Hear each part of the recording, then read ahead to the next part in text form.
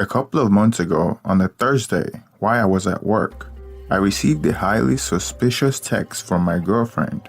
Something to the effect of, "Happy birthday, Big Bear. What are you doing tomorrow for your birthday?" Sounds normal for a couple in a relationship, right? Except that it wasn't my birthday, and she have never called me a bear before, much less of a big bear.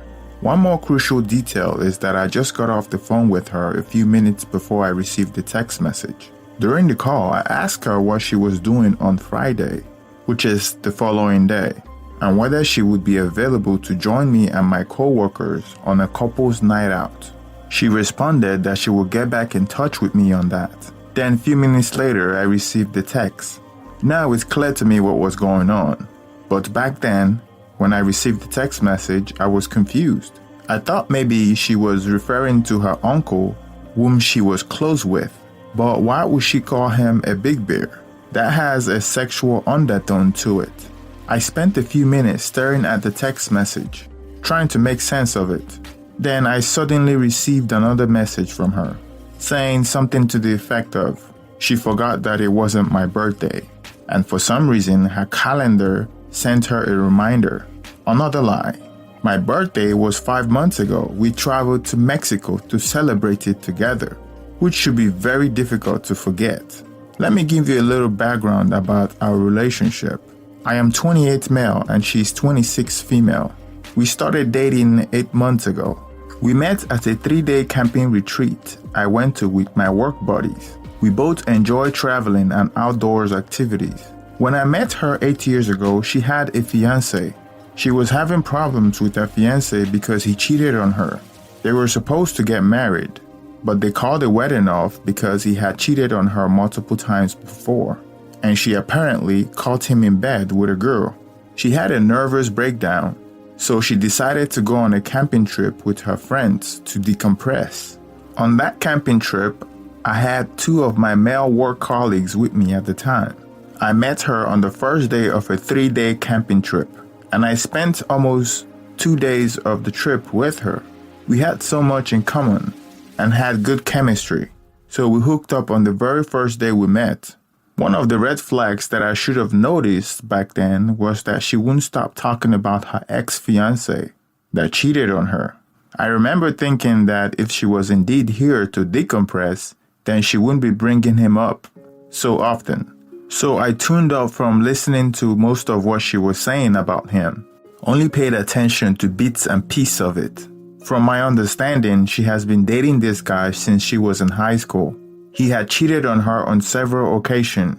From her story, I felt like she was codependent on him and didn't want to leave him, no matter what, till she had a nervous breakdown.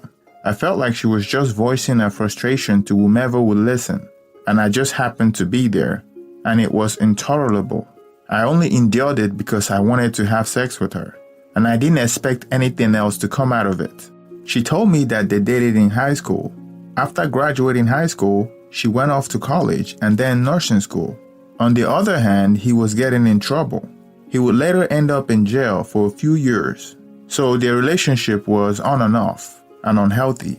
And unfortunately, he wasn't able to get on his feet. So I was thinking at the time that he was a loser. And I asked her why she kept supporting him and going back, because she said that she was financially supporting him as well. And she said that she was sorry for him. I thought the relationship was very strange, because I couldn't imagine why a beautiful woman like her would put up with a loser like him. We both live at different parts of town. However, her uncle lives around my area, and she has visited my area several times to see her uncle and her cousin. After the camping trip, we went our separate ways. We live about 250 miles apart, so I didn't expect us to see each other again. Not even a week after we went our separate ways, I received a text from her saying that she kicked her fiancé out of the house for good, and they are no longer together. Since we had so much in common and we had good chemistry, our conversation came up naturally. We started texting, then video calling, and then she would drive to my city because her uncle lives in my town, so she would come to see me and her uncle and cousins. Although I didn't receive any formal introduction to her uncle and his wife till a few months into our dating. We started a long-distance relationship till she told me that she wanted us to move in together after 2 months of dating. I thought it was too soon, but I could see us building a family together down the road, and I wasn't seeing anyone else at the time. Plus, I enjoy spending time with her, so I agreed. She works as a nurse, so it was easy for her to get a job at a nearby hospital. That was 8 months ago, and everything has been rosy since then, up until I received this text message. When she moved in with me, I wasn't really in love with her. It kind of built up over time, as we got comfortable with each other. Up until I received this suspicious text message, I never thought about her cheating on me. I thought her ex was a thing of the past because she hasn't talked about him for a while, and he lives about 250 miles away. The only relative she was close with, besides her parents, was her uncle. Her uncle, who was her mother's younger brother, had 2 small children. He was anywhere from 45 to 47 years old. They were very close, and I assumed that was because her uncle lived with her parents when she was growing up, and she was raised by her parents and her uncle. Thinking about the text back then, I knew something was going on. I didn't buy the story she told me, but I couldn't put my finger on it. So when I got home that day, I acted like everything was fine. I was hoping to get my hands on her phone to see who she's been texting with. When I got home that day, she was still at the hospital working. I thought about installing cameras or listening device to see if she's having an affair or bringing the affair partner around my home. So I went online and bought some cameras and audio devices and scheduled it to arrive the following day. When she got home that day, I noticed that she was overcompensating. First, she bought me my favorite fast food, which she rarely does. And while we were eating, she kept asking me if I was okay every few minutes. I knew something was up, but I was careful not to act suspicious or ask her strange questions, because I knew her enough to know that she was feeling guilty. That night, I intentionally got drunk so she would get drunk with me, because I knew she's a light sleeper. When she slept that night, I used her thumbprint to unlock her phone because I didn't know her password. I went straight to her text messages. Her most recent text message were her friends. Then I scrolled down further. I was expecting to come across her ex-boyfriend, but it was her uncle. I opened the text message and saw the same text message she sent me. Now I got curious. Why would she be calling her uncle Big Bear? I thought maybe she had a bit of a playful banter going with him. But the higher I scroll up the text message thread, the more feeling I get that there's something more than just an uncle and niece text message conversation. It was more like lovers than family. She was sending him pictures of herself on bikini at his demand, like he had some strange control over her. It was almost like she couldn't say no, like she was being forced to do it and couldn't say no. Sometimes he initiates it, so I don't know. She sent him pictures of herself wearing leather outfits. I remember that day, but I didn't know who she was sending it to. She would send him pictures of herself every morning, wearing her nursing scrub. When we went to Mexico for my birthday, she sent him pictures of herself wearing a 2-piece bikini. She would visit his house almost every day after work because his place was on her way back from work. He's married with 2 small kids, and she would always say that she's visiting her cousins. Additionally, the pictures were not overtly sexual, but I don't know any niece that would send those sort of pictures to their uncle. However, most of the pictures were very sexually suggestive, but not outright revealing. I was lost for words. I was certain she was having an affair with her uncle. I didn't know how to react to this at all. I sat on the bed asking myself whether she moved down here to my city for me or her uncle. They must have started their affair a long time ago. Who knows how long it's been going on. It was so unreal to me. If I confront her, I knew she would deny everything. The following day was a Friday, and she told me that she wouldn't be able to go out with me and my work colleague. It was obvious to me where she was going that night. I didn't have to ask her because I already knew, but I asked her anyway, and she said that she had to pick up an extra shift. because they wanted her to work since they couldn't find a replacement. I was upset that she thought I was stupid enough to believe that. And that wasn't the first time she made those sort of excuses. Except that now I'm alive to the situation. Of course, there's nothing wrong with going to your uncle's birthday party. But I'm guessing she didn't want me to know that he was the big bear that she mistakenly sent me the text message about. I knew what time she was supposed to be back from work. So I decided I would drive up to her uncle's house to see whether her car was there. And sure enough, her car was parked outside his house. I didn't go into her uncle's house, but it was obvious that his wife and kids were there as well. The camera and audio devices that I ordered arrived, and I installed the camera in front of my house and the audio devices in my bedroom.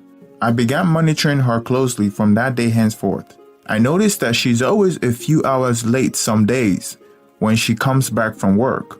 I knew how long it takes for her to drive from her work to the house, and I knew on some days she was stopping by her uncle's house, and I'm thinking she was having an affair with him when she gets there. About a week after, it was obvious that I wouldn't catch anything on the camera because the affair was happening outside my home. So I decided to buy a GPS tracker and install it in her car to monitor where she goes after work. Her uncle works as a manager at the construction site, and his wife works as a high school teacher. So I knew the uncle's wife would be home by the time my girlfriend gets back from work. So there's no way the affair is happening at his house. After installing the GPS tracker, I noticed that some days she drives to his house during lunch breaks. There was no way I could catch them in the act because I don't have the keys to her uncle's house, and she would never admit to it without evidence. I wanted to just break up with her and call it quit, but at the same time I was mad that she led me on. I felt like she wasted my time and deceived me. She had me believing that this was real. She had me believing that she moved to my area because of me. A part of me wanted to just let it go. It's a family affair. Just break up with her. Maybe she's one of those people that protect their abusers. Another part of me thinks that exposing her and her uncle would be the best because it will help her start a healthy relationship with someone else. I have seen her uncle and his wife several times. His wife is a very kind lady, so I decided to expose them to his wife. I went to the high school that the wife teaches to let her know what was going on. I didn't know how she would receive the news, but I knew I had to do something. I don't know if I was doing the right thing, but I knew I had to do something because our relationship was over as far as I'm concerned. Her uncle's wife was surprised to see me at her school. I told her that I wanted to tell her something that I suspected between my girlfriend and her husband, and it's been bothering me for a while. We went outside and I showed her all the text message that I saw from her phone and the records of the GPS tracker that shows that my girlfriend was visiting her uncle during lunch breaks. She was stunned by the information I provided. She didn't cry or anything, she was just shocked. I gave her some time to internalize what I just told her. She started telling me that she had suspected something before, but thought it was innocent, and they've always been like that, before they even got married, and she felt uncomfortable with it but didn't know what to make of it. But now that I have brought it up, she believed there's something going on.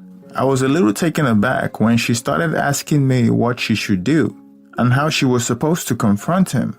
Realizing that she was looking up to me for answers, I told her that I have some cameras that I just bought, and if she could install it in her house and have concrete evidence, because if she confronts him, he might deny it without proof. She told me that it would be better if I come over to her house and install it myself. Before I left the school, we arranged to meet up at her house the following morning when her husband has gone to work.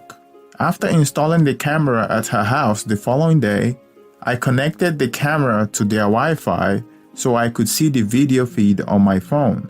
I felt bad for the lady because she was calling me every few minutes during lunch to see if my soon-to-be ex was at her house and if the camera captured anything.